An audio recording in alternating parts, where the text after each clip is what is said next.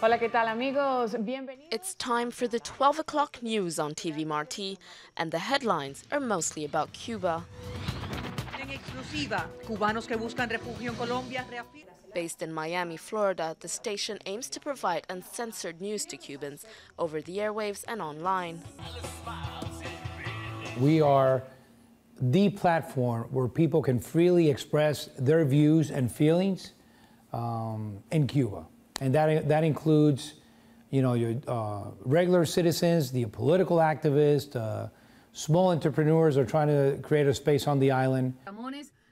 Launched in the 1980s, Radio Marti was established by then-President Ronald Reagan.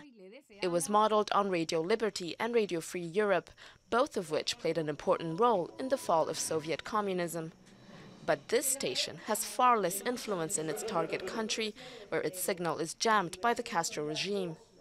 The broadcaster is also entirely financed by the U.S. government and is accused of only transmitting anti-Castro propaganda. The Cuban-American community was very upset that Reagan hadn't done very much against Cuba. And so this was a way of showing that he was serious, although it wasn't a serious effort. It refuses to broadcast truly straightforward, objective information, and so it's very much discredited as an outlet of just right-wing Cubans and has very little influence in Cuba.